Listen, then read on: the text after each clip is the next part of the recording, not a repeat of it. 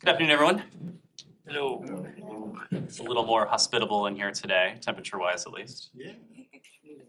Have a few things at the top, and then we'll. Isn't that because the building was empty for the last 3 days and the air conditioning was probably? I think we also made a request to raise the it temperature was. a little bit. Yes, yes. Looking out for your needs. Before we begin, a few things. Yesterday marked World Refugee Day. I would like to underscore the message shared by the Secretary and the Department, acknowledging the unprecedented humanitarian crises across the globe, resulting in the largest number of refugees in history. For the first time in history, last month the number of people forced to flee conflict, violence, human rights abuses, and persecution reached more than 100 million. That means more than 1% of the world's population has been forcibly displaced. The United States reaffirms our unwavering commitment to alleviate the suffering of the world's most vulnerable people through our global leadership in humanitarian assistance and diplomacy. We are the world's largest single donor of humanitarian assistance, providing more than $13 billion in humanitarian aid during fiscal year 2021. We also recognize the generosity of communities that host refugees and the united global response of international humanitarian partners who work diligently to help them. We will continue to represent the best of American values by saving lives and alleviating suffering, working with our partners at home and abroad to assist those forcibly displaced in their time of need, no matter who they are, or where they are on World Refugee Day and every day.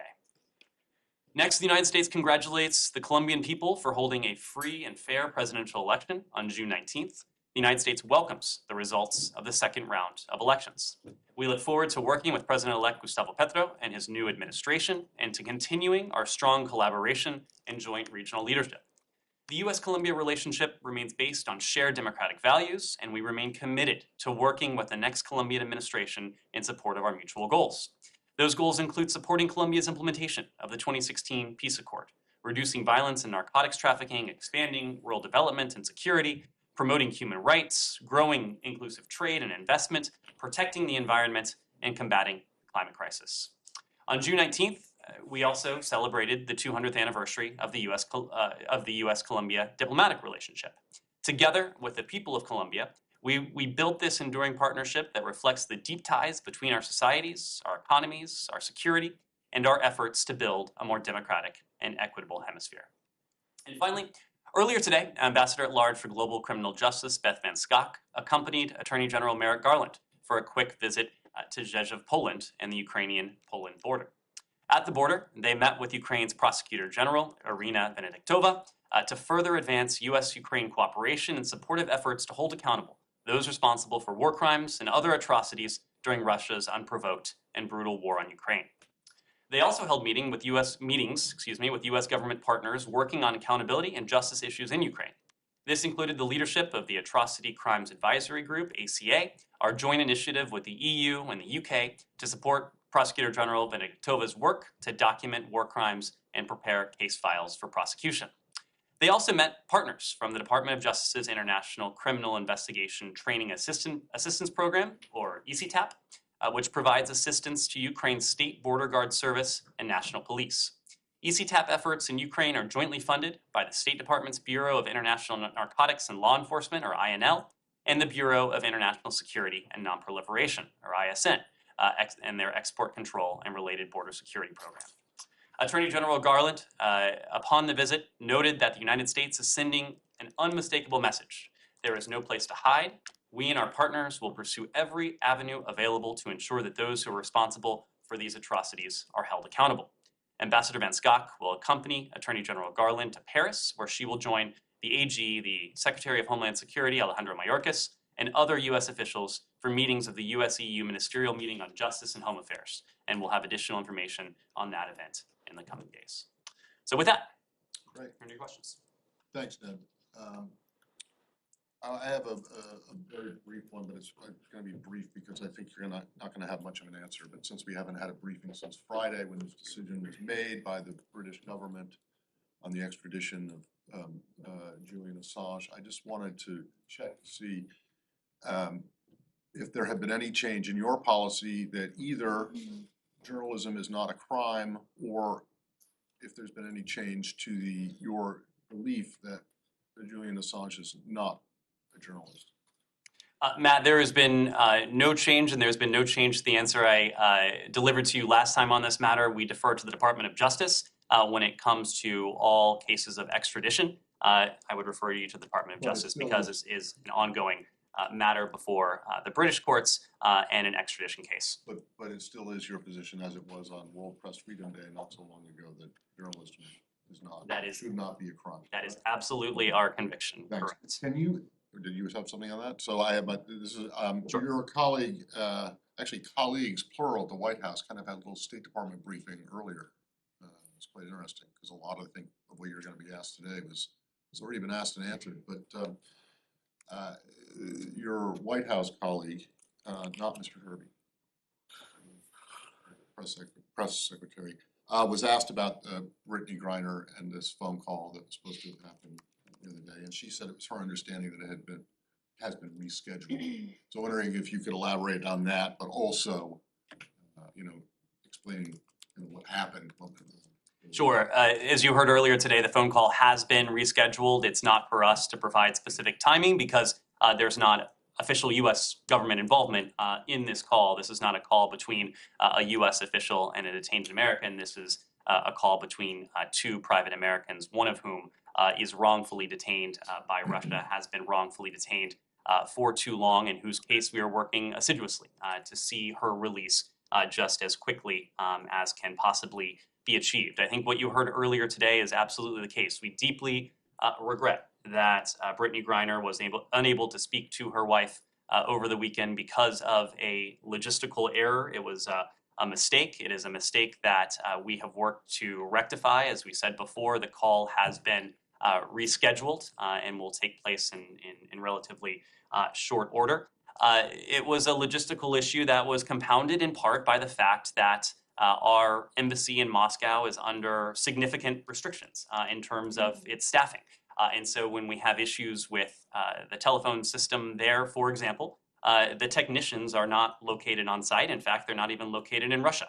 They have to be located in a third country because of the onerous restrictions that the Russian Federation has placed on our embassy and its operations. So all of that compounded what was a mistake, what was a logistical error, and we look forward to the opportunity for Brittany Griner to speak to her wife in short order. But whatever the specifics of that logistical error, you're confident that when this call is rescheduled, whenever it's supposed to happen, it's going to happen, and the same thing isn't going to happen again? We are confident of that. We've done everything we can to rectify this. Francesca. About the tensions around Kaliningrad, what do you make of the statements from Russia threatening of serious consequences and Lithuania? Well, we aren't going to speculate on Russian saber rattling or Russian bluster. Don't even want to give it additional airtime. We have been very clear over the course of Russia's war against Ukraine, and in fact, well before Russia began its unprovoked invasion of Ukraine, that our commitment to NATO, and specifically our commitment to NATO's Article 5, the premise that an attack on one would constitute an attack on all, that commitment on the part of the United States is ironclad. Not only have we made that clear rhetorically, but together with NATO and with our own announcements of troop posture adjustments, we have reinforced our commitment to the NATO alliance. We have reinforced NATO's eastern flank, especially those countries who have been at the forefront of Russian threats over the course, in many cases, of many years. We, of course, appreciate the unprecedented economic measures that many countries around the world, dozens of countries across continents that our allies and our partners, including in this case Lithuania, have joined us in taking against Russia for its unprovoked war in Ukraine. Of course, would refer you to Lithuania regarding its enforcement of EU sanctions. So you fully support Lithuanian enforcement of their sanctions and against any threat from Russia? Lithuania is a member of the NATO alliance. We stand by the commitments that we have made to the NATO alliance. That includes, of course, a commitment to Article 5. That is the bedrock of the NATO alliance. This is a campaign that includes dozens of countries around the world, including blocks of countries. In this case, the EU, but also individual countries using their national authorities. Lithuania has been a stalwart partner in this. We stand by NATO, we stand by our NATO allies, and we stand by Lithuania. Ned, New York Times also came out over the weekend with an investigation about the killing of Palestinian-American journalist Shireen Abu Akleh. Basically, they are also saying, just like all of the other media outlets who have done a similar investigation, that the bullet was fired from the approximate location of the Israeli military convoy. So I'm just wondering, in light of this mounting new information, is the United States going to do anything more to press the Israelis to speed up their investigation? And are you going to do anything differently? Maybe consider conducting your own investigation, since this is a US citizen? Humaira, we have been in close and constant touch with our Israeli and with our Palestinian partners as well. We have sought in just about all of these conversations to bridge cooperation between the parties. We want to see the parties cooperate. We believe that enhanced cooperation between Israelis and Palestinians on this investigation will facilitate what is and what should be a collective goal. And that is an investigation that culminates in accountability. That's what we would like to see happen. We've made clear our view, again, both to Israelis and Palestinians, that we seek a thorough, transparent, and impartial investigation into Shireen Abu Akleh's killing. We expect full accountability for those responsible. And we have urged to that end, as I alluded to a moment ago, that the two sides share their evidence with one another. We believe the sharing of evidence and the bridging of these investigations will help facilitate accountability, an investigation that culminates in that. Do you mean by that you guys are pushing for a joint investigation because the Israelis are conducting their own? Exactly what kind of bridging are we to what end are we talking about? The two sides are conducting their own investigations. We're not necessarily calling for a joint investigation, but we are calling on the two sides to share evidence with one another. We believe, again, that by sharing evidence, we will be able to, or the two sides, I should say, will be able to facilitate what is our goal, what should be a collective goal, and that is an investigation that is impartial, that's transparent, that's thorough, and that culminates in accountability. Are you considering conducting your own? And if you're not, why not? That is not on the table at the moment. The two parties, the two sides, the Israelis, the Palestinians, are conducting their own investigations. We want to see those investigations be conducted in a way that's thorough, that's impartial, that's transparent, and that culminates in accountability. We believe that can be accomplished most effectively if the two sides share evidence with one another, if they bridge their investigations in that way. That's not on the table. Could that be on the table in the coming weeks, months, if the Israeli investigation or this cooperation that you're pushing for doesn't come through?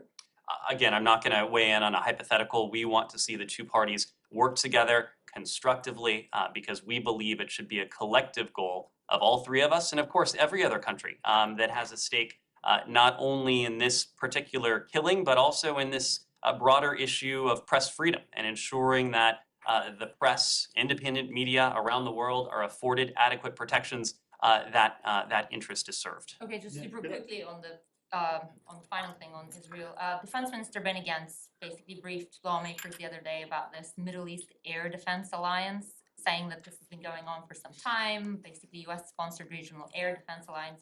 Can you talk a little bit about that? Which countries are in this? What is the exact US role? Is this going to be something that President Biden would talk at length about when he's there? I don't have any specifics to offer at this time. We've spoken at length previously about the cooperation we have vis-a-vis Iran's destabilizing activities throughout the region. Of course, Iran is a country that exports its malign influence not only in the Middle East, but well beyond. We cooperate very closely with our Israeli partners. We cooperate very closely with our Arab partners and with a number of other countries around the world to counter Iran's malign influence. Saeed. Thank you. I just want to follow up on Amira's thing on Shireen. Now, you believe that Israel's track record proves that it can conduct a transparent and thorough investigation in this particular case? Saeed, we've spoken to previous historical analogies. Israel does have the wherewithal to conduct an investigation that is transparent, that is impartial, and that importantly culminates in accountability. That's what we would like to see happen. I mean, how often did this happen? Saeed, Well, I mean, you know, we don't want to compare notes and so on, but I can assure you there are not very many examples that show Israel can commit to a transparent and thorough investigation. I want to go back. We've spoken of previous examples. We've spoken of the example of Iyad Halak, for example, one such example. But again, I'm speaking for what the United States is asking for. What we seek an investigation that is transparent, that's impartial, that culminates in accountability. I want to ask you about what I asked you last week, which is, you know, the Secretary of State, asked by Abby Martin, responded by saying that he calls for an independent investigation. What does that mean? Have you reflected on what he said? Is there a mechanism that you have in mind that an independent investigation could be pursued? The Secretary was not signaling a change in our approach. He was not signaling anything different than what I just said right now. What we are calling for, what we are seeking, what much of the international community is seeking, is a set of investigations. There are two in this case, but investigations that are impartial, that are transparent, that culminate in accountability. I have a couple more questions on Israel. Now, the collapse of the Israeli coalition, what did you comment on that? How is that likely to impact whatever ongoing programs that you have with the Israelis, whether it's the JCPOA or anything else, or possible, you know, the possible even normalization of other countries and so on? How do you see this impacting your policy towards the Palestinian-Israeli conflict? I don't expect political developments in Israel will have implications for what we are seeking to accomplish together with our Israeli partners or with our Palestinian partners for that matter. And that's because Israel is a strategic partner of the United States. It's a fellow democracy. We respect its democratic processes. One of the strengths of the bilateral U.S.-Israeli relationship, a strength that has come to be formed over the course of many decades, is the bipartisan support it has in this country, is the fact that the strength of our relationship does not depend on who sits in the Oval Office. It doesn't depend on who sits in the Prime Minister's chair in Israel. This is a strategic partnership between our two countries. It will continue to be a strategic partnership between our two countries in the coming weeks and the coming months as the process plays out. As we stare into the fifth possible election in 3 years, and the specter of Mr. Netanyahu making a comeback. Again, Saeed, this is a strategic relationship. It does not depend on who sits in the Oval Office. It does not depend on who sits in the Prime Minister's chair. I promise my last on refugees, because you mentioned refugees. You know, my heart goes out to all refugees, and especially Palestinian refugees that have been languishing for more than 70 years. There is a UN resolution, the General Assembly resolution, that called for their return ever since it happened. Why can't you support this call by the United Nations? Saeed, there are a number of so-called final status issues. The right of return is one of the so-called final status issues. What we seek to do is to create the conditions to advance the prospects over the longer term for a two-state solution between Israelis and Palestinians. That's what we are trying to set in place now, those conditions. In the case of the Palestinian people, we are trying to do that in part with our significant humanitarian support to provide to the Palestinian people in the West Bank and in the Gaza Strip what they need to have more prosperity, have more stability, have, at the end of the day, the dignity that they deserve. Again, our approach to this conflict is based on what should be a very simple and non-controversial premise that Israelis and Palestinians alike deserve equal measures of security, of prosperity, of dignity. And that is what we assessed, as have previous administrations, would be best accomplished by a two-state solution. And what about Israel? Sure. You mentioned that the collapse of the Israeli government isn't going to have an impact on policy. Where does this mean that President Biden's promise of a consulate in Jerusalem is going to go unfulfilled? Just because there was a widely assumed belief that the reason that this wasn't implemented is because the administration feared the collapse of the Israeli government. So that's why they weren't fulfilling Biden's promise to open a consulate. But it's collapsed now. So where are we in this process? Is that actually going to happen?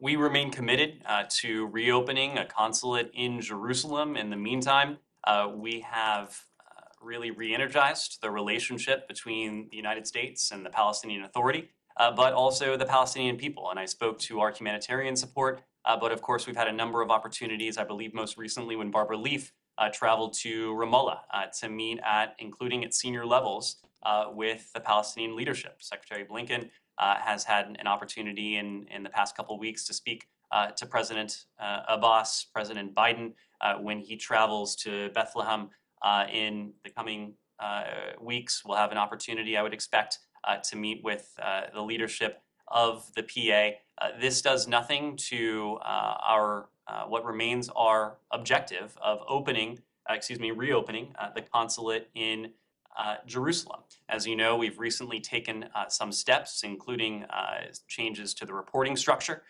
so that our diplomats in Jerusalem can report back directly to State Department headquarters. We are taking steps to see to it that we can continue to engage constructively with the Palestinian Authority and the Palestinian people. Has the concern now shifted from the collapse of the government to any steps either on the consulate or maybe JCPOA would bolster a potential Netanyahu return to power? As I said before, our relationship with Israel does not depend on who sits in the prime minister's chair. We certainly don't take steps or avoid steps, for that matter, based on any potential political developments in Israel. We are confident in the bilateral relationship between the United States and Israel, such that we can pursue U.S. national interests and we can pursue the many interests we share together with our Israeli partners as partners. That's what we'll continue to do in advance of the president's travel and the aftermath of it as well.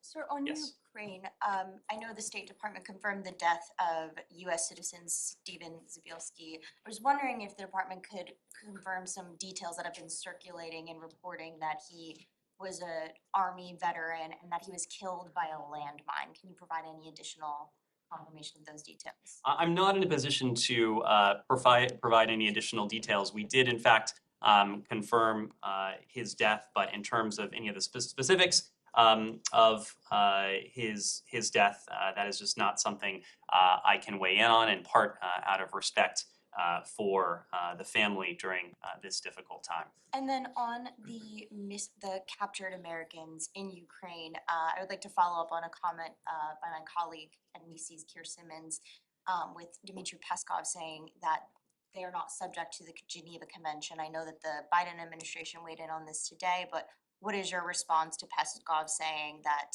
those Americans are not subject to the Geneva Convention and it can't be applied for, quote, soldiers of fortune? Well, let me start with the issue broadly and just note that we are working hard to learn more about reports of Americans who may be in Russian custody or in the custody of Russian proxy forces.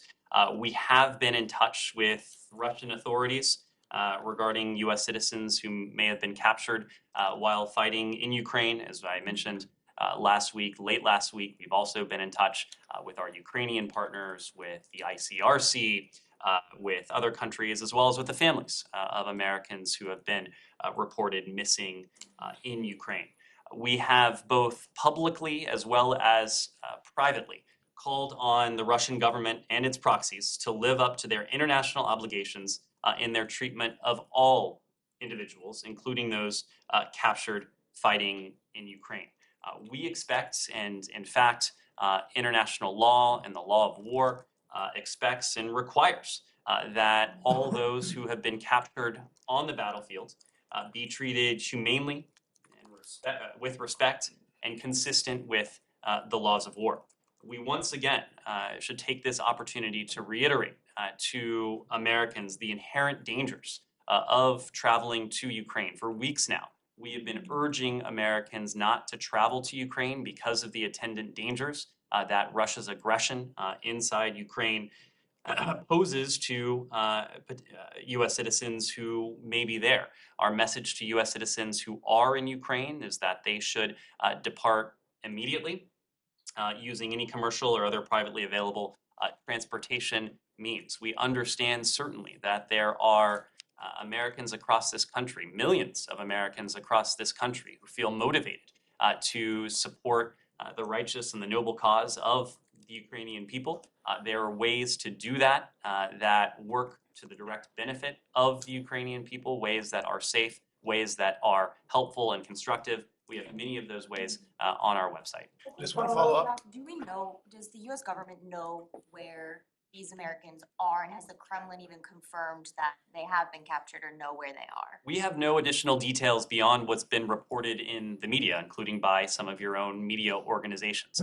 As I said, we've been in direct contact with Russian authorities. We have not been provided either by Russian authorities or by Russian proxy forces or any other entity with additional details of the whereabouts of these Americans. We are pursuing every channel, every opportunity we have to learn more and to support their families, especially in this difficult hour. Just to follow up on that. Can you, Let me. well, follow up. this has to do with the death, and I just want to know one thing. I realize there are privacy concerns. Can you at least say when you learned of this man's death?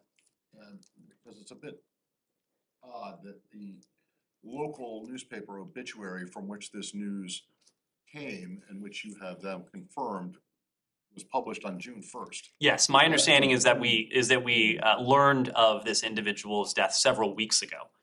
It is not our standard procedures to formally announce when an American has been killed, but But before the obit or after his death on May 25th? my understanding is that we learned of it before June 1st.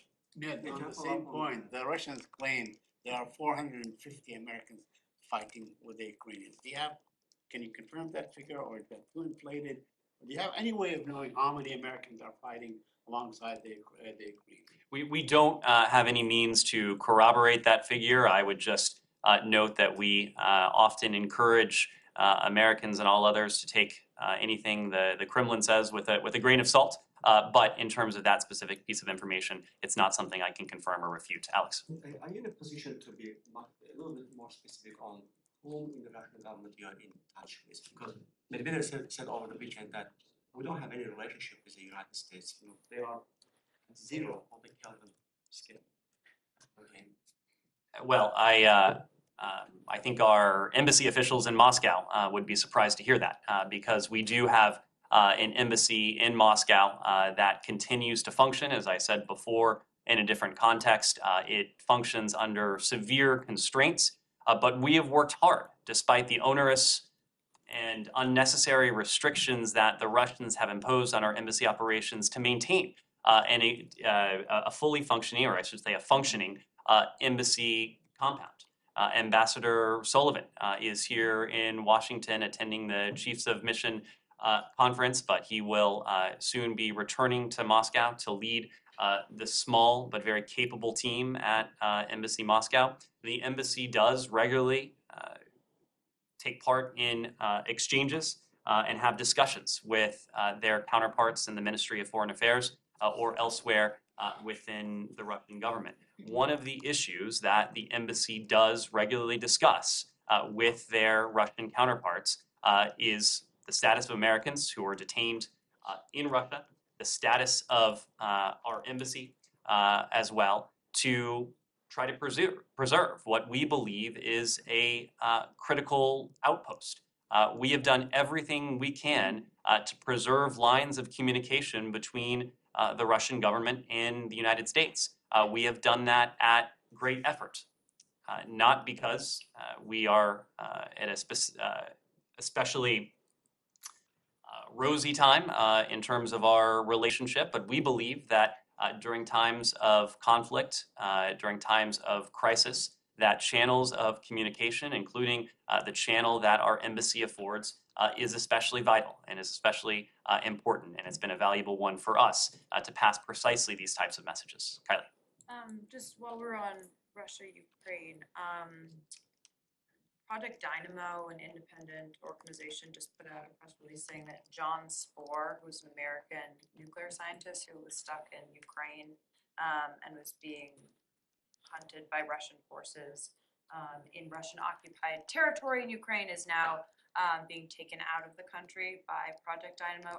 Is the State Department in touch with this organization about this, what they're calling a rescue effort? I'm not immediately familiar with the particulars of this case. It sounds like the press release was just issued. If we have anything to add, we'll certainly let you know. And just generally speaking, due to the lack of U.S. military presence on the ground in Ukraine, do you guys support these independent organizations' efforts to get Americans out if they need on the ground assistance that can be provided? Whether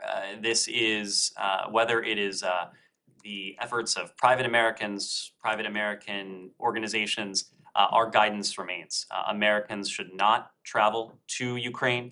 Traveling to Ukraine brings with it significant and profound dangers, including some of the dangers we've already talked about during the course of this briefing. So whether for individuals or organizations, that guidance is constant. Will. I just wanted to follow up on the captured Americans.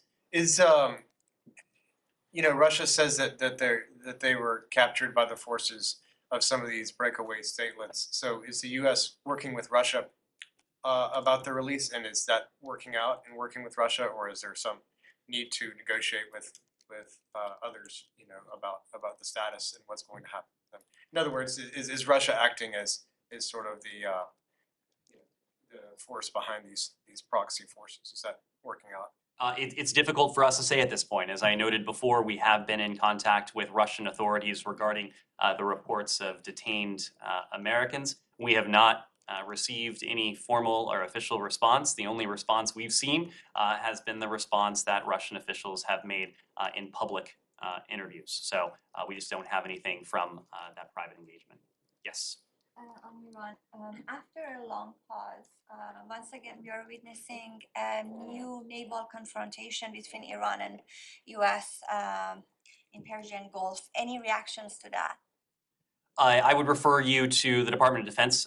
They may have more for you, but we have seen not only in recent days, but over the course of many weeks and months, that Iran has engaged in maritime activity that is unsafe, that is unprofessional, that puts sailors at risk. It is something that we have condemned. It is something that we have urged Iran not to engage in. Also, we are seeing some efforts from U.S. allies in the region that they are trying to persuade Biden to change the course, to come up with a new strategy towards Iran. I want to specifically ask about Biden's trip to region. How much of this trip is about Iran? And can you give us more detail if any meetings are planned regarding Iran? I'm not aware that there will be a meeting specifically focused on Iran. This trip, I should also hasten to add, is a few weeks away still. And of course, it's a White House trip, so I'll defer ultimately to the White House to speak to it. But I will say it's my strong suspicion, and I think you've heard this from the White House, that Iran will be a topic of conversation naturally during at least a couple of these stops. When the president is in Jerusalem meeting with Israeli officials, when he is in Jeddah meeting with members of the GCC+3, as well as taking part in bilateral meetings with Saudi officials, that, of course, the threat that Iran poses in its many manifestations, not only its nuclear program, but its ballistic missile program, its support for regional proxies, its support for terrorist groups, the full panoply of malign influence and threats that Iran poses, I would imagine will be a topic of discussion. Okay, and another one about the latest report by UN Nuclear Watchdog about Fordo and Iran starting to use more than 100 IR-6 centrifuges. Anything about that? Any updates about the nuclear talks? Well, we've seen these reports. We remain concerned that Iran continues to deploy advanced centrifuges well beyond the limits of what's prescribed in the JCPOA. We are seeking a full return to implementation of the JCPOA precisely because we believe that Iran's nuclear activities, including the centrifuge component manufacturing that you referred to, should be strictly limited and strictly monitored by the IAEA. And of course, the JCPOA carried with it the most stringent verification and monitoring regime ever peacefully negotiated. The fact is, and we've made this point on a number of occasions, Iran's program in different ways has now far exceeded the limits that the JCPOA imposed. It is spinning cascades of advanced centrifuges that are not allowed under the deal. Its fissile material breakout time has been dramatically reduced from about a year to what is now, what can now be measured in weeks or even less. We are deeply concerned by the current state of Iran's nuclear program. It's precisely why we want to see those strict limits, that verification and monitoring regime reimposed on Iran. But you still believe that returning to JCPOA is gonna be within US interest, even though you describe all of these concerns? Well, all of these concerns exist when the JCPOA is not being fully implemented.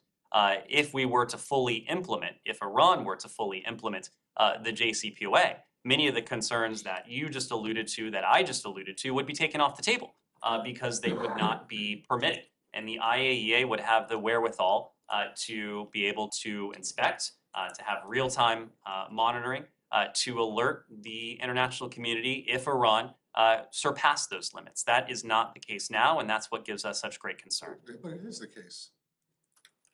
It's still not permitted under the JCPOA. And Iran is not fully compliant with the JCPOA. I know, but I Yes. mean, it's not the case that they are now allowed to do these kinds of things. Iran has distanced itself from the strict limits that the JCPOA imposed after the last administration decided to walk away from the JCPOA, when Iran, by the way, was fully implementing and in strict compliance with the JCPOA as confirmed by the IAEA. Anything else on Iran or the Middle East? Nazira. Okay, thank you. Mr. Price, two questions. One question about Daesh, ISIS activity in Afghanistan. They killed so many people, including Hindus. It was really big tragedy. And the other question about the Taliban leadership's travel sanction. They allowed to travel to so many countries, people concerned, especially human rights organizations. Two questions. Let me take the first one first. Of course, we all saw these horrifying reports over the weekend. We, as you heard from several of our senior officials, we've condemned the recent attacks that have killed and harmed civilians in Afghanistan. This includes the cowardly attack that we saw this weekend against the Sikh community in Kabul that claimed innocent lives, including the life of a Sikh worshiper. This is part of what can only be described as a concerning trend against members of religious minority groups in Afghanistan. We know that, as is the case around the world, Afghanistan's diversity is one of its greatest assets. It should be viewed as such. And a threat to any minority group in Afghanistan is a threat to the identity, the heterogeneous identity of Afghanistan itself. Special Representative for Afghanistan, Tom West, Special Representative for Afghan Women, Girls, and Human Rights, Rina Miri, our Ambassador at Large for International Religious Freedom, Rashad Hussain, they all put out statements yesterday expressing our condolences to the families of the victims in this cowardly attack. But again, this was more than one attack. What we are seeing here appears to be a pattern on the part of terrorists, on the part of extremists, who are striking at the heart of Afghanistan's pluralistic identity, who are striking against Hindus and Sikhs, and we must, those perpetrators must be held accountable, and members of all minority groups should be protected. In terms of the travel of senior Taliban officials, this is something that's been discussed at the UN in recent days, and in line with the Security Council's ongoing consideration of the situation in Afghanistan and Council actions in support of the Afghan people. The Council, as you may know, removed from the 1988 travel ban exemption list 2 individuals who oversee education policy for the Taliban. With this step, this list now has 13 individuals on it. So in other words, these individuals who are responsible for the Taliban's education policy are no longer exempted from the inability of senior Taliban officials to travel beyond Afghanistan's borders. We proposed that the Security Council take this step to signal to the Taliban in no uncertain terms that its decision to prohibit girls from obtaining secondary education has consequences, including very practical consequences like this. Through press statements, the Council has expressed deep concerns regarding the erosion of the respect for human rights in Afghanistan, including for the rights of women, girls, other minority groups in Afghanistan. So we will continue to coordinate very closely with our partners at the UN and other stakeholders to hold to account those who are responsible not only for the violent attacks that we've seen inside Afghanistan, but for all those who would seek to erode the rights and protections that are afforded to Afghanistan's minorities. Thank you very much. Yes, sir. Yes, sir. The Tunisia, any reaction to the latest development lately, the demonstrations against the proposed constitution by the president? What we have sought to see is we have stood with the Tunisian people in defending democracy and protecting human rights, including the freedom of expression, freedom of peaceful assembly. This is what is stipulated by Tunisia's constitution and the International Covenant on Civil and Political Rights as well. We continue to call for a swift return to constitutional governance, including the seating of a new parliament. We believe that doing so is necessary to restore widespread confidence in Tunisia's democratic institutions. Yes, Shannon. Going back to the 2 Americans killed while fighting for Ukraine, can you say if the State Department is providing consular services to any others, despite these 2, beyond the 2 confirmed cases? Any consular services in what regard? For Americans killed while fighting in Ukraine. I'm not aware that we are aware of confirmed reports of other Americans who have died while fighting in Ukraine. And for your stance towards Russia, have you communicated that you will hold them accountable if anything falls to 2 captured Americans in the hands of their proxies? Is that a stance the department has? We have made very clear to the Russian Federation that we have, and just as importantly, the international community has the full expectation that anyone who is in their custody or the custody of proxy forces who fall under Russian control, their health, their safety, their well-being is the responsibility of the Russian Federation. We've made a very similar point when it comes to, this is a different context, but to Americans who are detained in Russia, and also to Russians who are detained in Russia as well. We recently made this point very clear that anyone who is in Russian custody, but this would also apply to those individuals who are in the custody of groups that are under Russian control, that their safety, their well-being is the responsibility of the Russian Federation. Yes, sir. Oh, thank you. 2 short questions on Russia and Ukraine. Firstly, you mentioned Atrocity Crimes Advisory Group in the topper. When you firstly announced that this group will cooperate with Ukraine from this podium, you told they will work outside of Ukraine. I heard a discussion that they might return to the country. Was the final decision approved already, and what about the terms? And secondly, the Secretary Yellen told yesterday that United States is in talks with allies to further restrict Moscow energy revenue by imposing a price cap, or as she told, price exception. on oil, on Russian oil. Any comments on that? Are you in the State Department the part of these discussions, these talks, and which countries are on board already?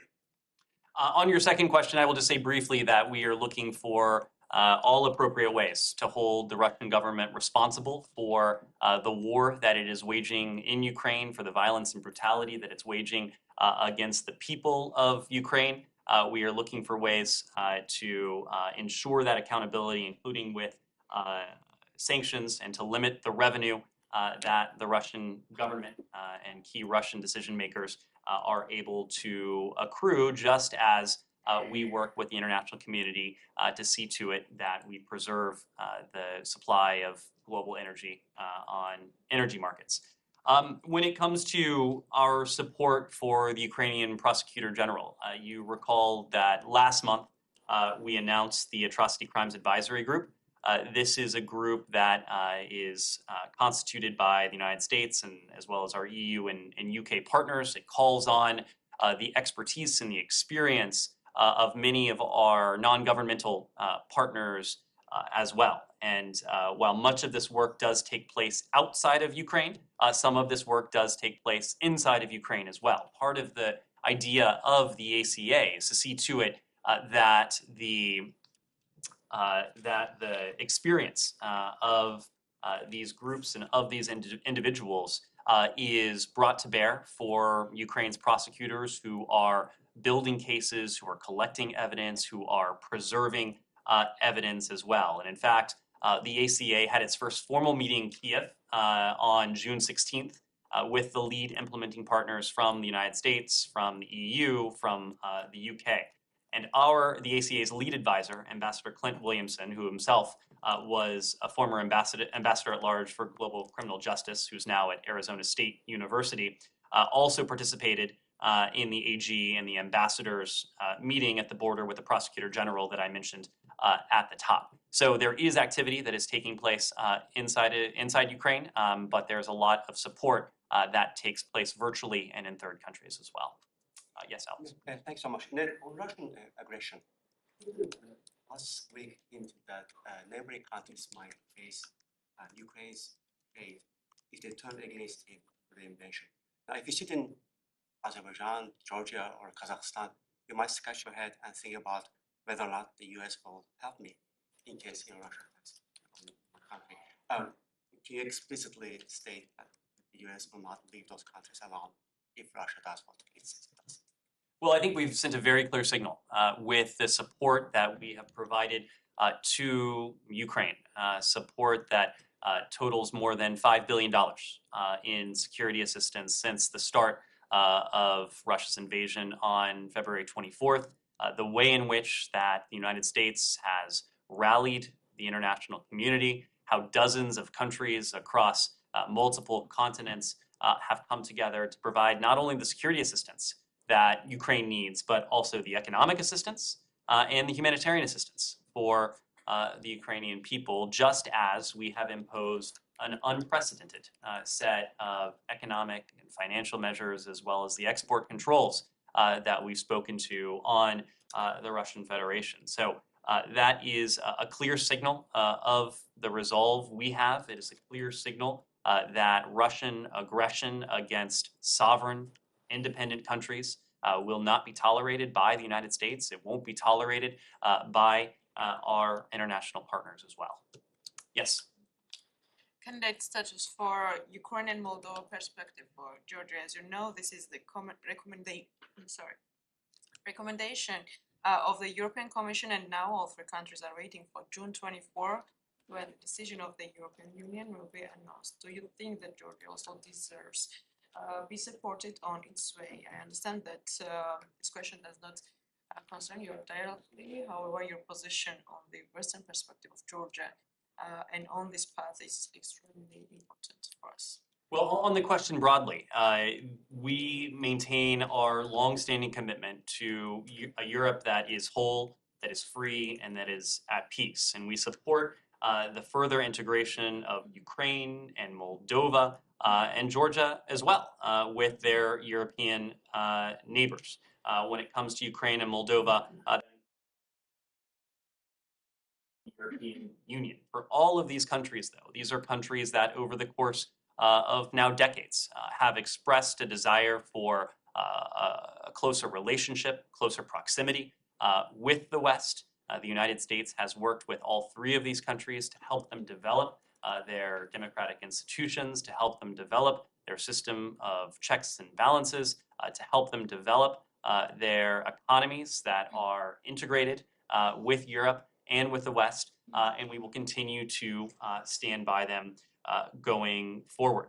The details of the accession processes and timelines, those of course are a decision for the EU and its member states, and so I need to refer you to the EU for any specifics of that process. Excuse me, Michelle. Ned, on the global food and security, what is the US doing to help ease the situation globally and in the Middle East specifically? Well, we've had an opportunity to speak about food security quite a bit recently, including when Secretary Blinken convened a number of his fellow ministers, about 40 ministers in New York last month at the UN General Assembly and the UN Security Council. This was a challenge that in some ways predates the Russian aggression, but there certainly it is a challenge that has been compounded by what we call the 3 C's. By COVID, by climate change, and now by conflict. And the fact is, I was counting climate change as one, but yes, thank you, Matt, if you want to be literal about it. And unfortunately, it is that final C, conflict, that has had an outsized implication for not only the region, but also for much of the world. The fact is that Russia's forces have attacked, they have taken offline grain silos, they are attacking Ukraine's farmers, they are leaving Ukraine's wheat fields and its other plots of arable land unusable. There has been an effort to pursue Ukrainian ships at sea that have been carrying grain, and of course there's an ongoing blockade with ships now stuck in port that have some 25 million tons of grain that countries around the world, including in the region, but also well beyond the region, including in Africa, and as we heard recently at the Summit of the Americas in Los Angeles, is needed in the Western Hemisphere as well. So we produced a global action plan that focuses on 5 lines of effort. First, we provided billions of dollars, more than $2.5 billion in food security and other humanitarian assistance. In addition, the president last month signed the emergency supplemental request that provides more than $5 billion, $5.5 billion in additional aid for food security around the world. Second, we're working with other countries to mitigate the global fertilizer shortage. President Biden recently announced a $500 million investment to increase domestic fertilizer production. We're working with countries around the world to increase their own domestic levels of fertilizer production as well. Third, we're boosting agricultural capacity and resilience through the Feed the Future initiative. And this is a program that has been longstanding, but is aimed at achieving greater longer-term resilience to food security, knowing that even if we are able to address the acute near-term crisis, that this will be a long-term challenge that we'll need to address together. Fourth, we're taking measures to cushion the macroeconomic shocks of this crisis on the most vulnerable populations. We're working with international financial institutions, international lending institutions, with international partners on this. And fifth, we're keeping the issue high on our diplomatic agenda. As I already alluded to, Secretary Blinken during the U.S. presidency at the UN, he thought food security deserved to be the headliner, deserved to be high on the agenda, or the highest agenda item, and it was for that reason. And I would expect that in the coming couple days, we'll have more to say about travel that the Secretary will be undertaking to advance this goal, to see to it that we can address the near-term acute crisis and also the longer-term implications, not only of COVID and climate change, but of course Vladimir Putin's war on Ukraine and its attendant implications for global food security. Should we expect solutions from Berlin meeting? I don't think any single meeting will be able to produce a solution. Of course, there are a number of countries, the United States included, that are looking at near-term practical steps we can take vis-a-vis the grain that is stuck in Ukraine's ports. That's something that we've worked on with the UN and Secretary Guterres. It's something that our Turkish allies have been very engaged in. We're supporting their efforts to see to it that Ukraine's grain is to be released. Of course, it could be released tomorrow if Vladimir Putin were to authorize it, if he were to authorize what would be a purely humanitarian gesture that could save untold lives around the world, but that is something that he has not yet done. I think the goal at the session at the UN, and the Germans have already spoken publicly to a session that Foreign Minister Baerbock is convening later this week in Berlin. But the goal of sessions like these is to continue to put a spotlight on the acute challenge we face, to bring together countries that have potential food supplies, fertilizer supplies with those who need it, as well as countries who have resources, whether it is food, whether it is funding or other resources to offer to give them an opportunity to make those connections. Let me move around. Yes.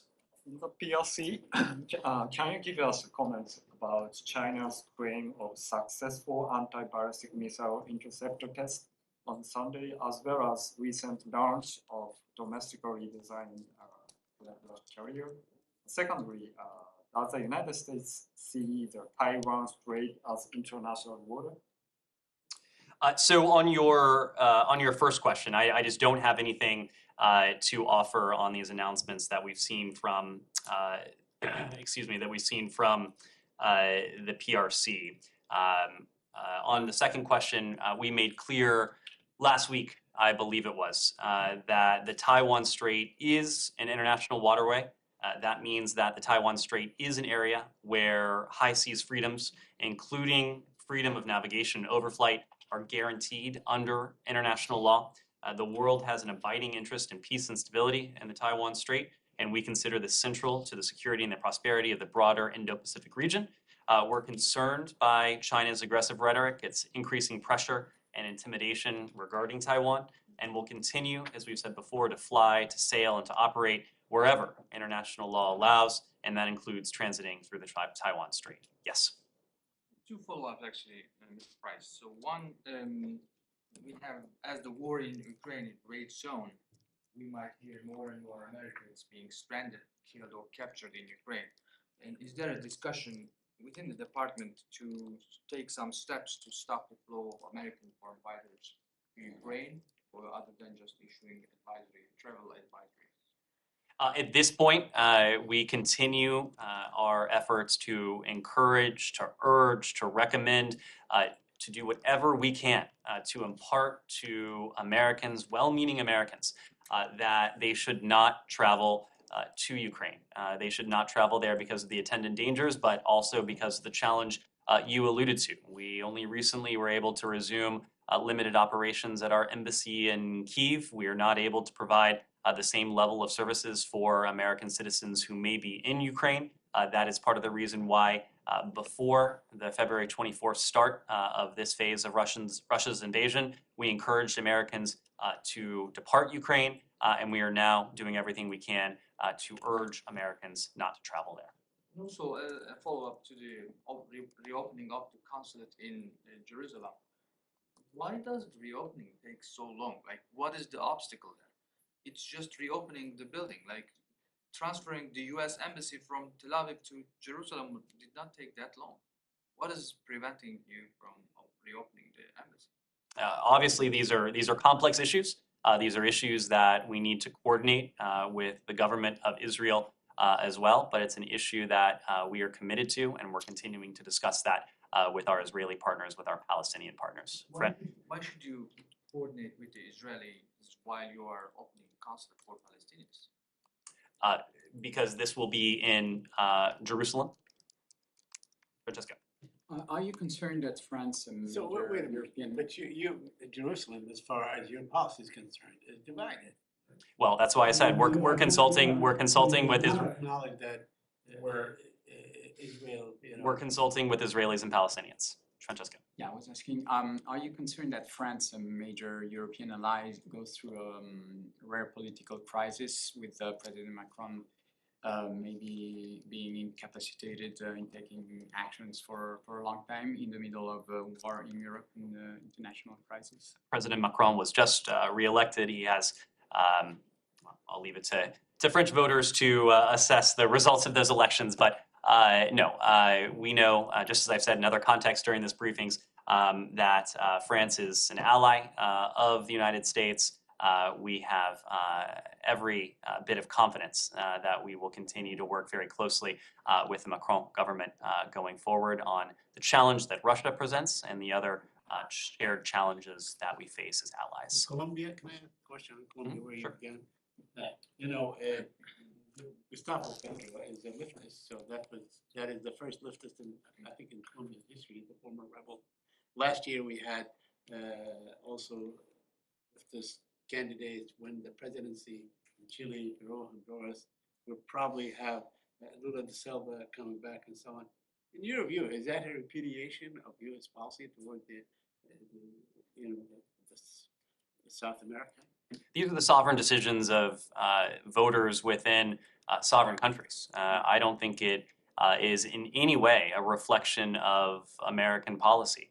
I think the point that we heard repeatedly during the Summit of the Americas, and something that applies equally to all countries across the globe, is the challenge that all of our countries face. And that is seeing to it that our fellow democracies can deliver for our people.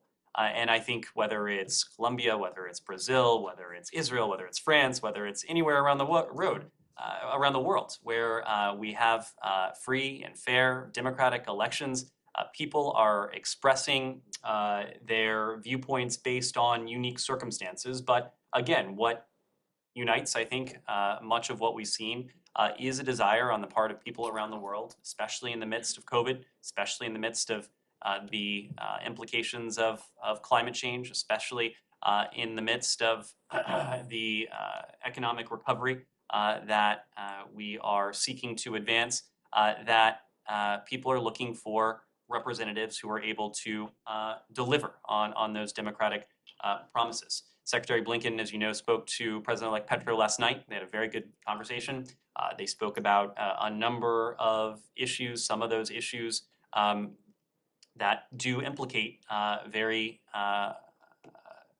are very real issues for people in both of our countries: public health, COVID, climate change, and the environmental degradation that we've seen, the shared democratic values that unite both of our countries. So whether it is the new government or the incoming government, I should say, in Colombia, whether it is a partner around the world, we'll be able to pursue our shared values and our shared interests. Quick clarification question, sorry to kind of switch gears here, but back on the American citizen killed in Ukraine, I know you said you don't want to provide specific details due to the family's privacy, but can the State Department confirm that he was killed in combat specifically? We have confirmed his death, but we have not confirmed details, specific Are details. you able to confirm that it was combat related? I'm not able to confirm any specific details. Just super quickly on Finland, Sweden, NATO, since next week is NATO summit. So it looks like this agreement between Turkey saying no to Finland and Sweden's NATO bids, that whole disagreement is not being resolved quickly. US has been saying that they would like to see these two countries join NATO relatively swiftly. And Turks yesterday said the summit next week is not a deadline. So is it also US understanding now that you're not, the summit is not going to be a deadline, and this this sort of like disagreement may well expand beyond that, or are you still hoping that this would be resolved by then? I don't believe we've ever put a firm deadline on it. Of course, But I mean, would you like this to continue for months? I mean, from the very beginning, you guys said that, you know, you would hope to wrap this up fairly quickly, given the war in Ukraine. No, of course, we would like it to be concluded swiftly, but this is a process that requires consensus by all of the NATO allies. Of course, the Finns and the Swedes and the Turks have been engaged in discussions, tripartite discussions, bilateral discussions. We've heard from them. We've heard them characterize these discussions publicly as constructive and ongoing. We are not a party to these talks, but we're lending support to our partners, Finland and Sweden. We've also had an opportunity to discuss the issue broadly with Foreign Minister Çavuşoğlu and other Turkish officials. I'll do a quick final questions. Any other meeting between the secretary and the foreign minister or presidents next week in Madrid? We haven't announced anything yet. If there will be, we'll announce it in due course. Yes, final. I'll go to you. I don't believe you've had a chance today. Yeah, I'm Gabby. I'm with Jewish Insider. Oh, okay. Yeah. So my question is about there was a ban on kosher and halal slaughter in Belgium that was recently defeated, and my understanding is that American diplomats played a pretty big role in working with legislators there to vote that bill down. I'm wondering if there's anything you could share about America's involvement in that process. I'm not immediately familiar with the details, but we'll see if we can get you any details after this. All right, so thank you very much.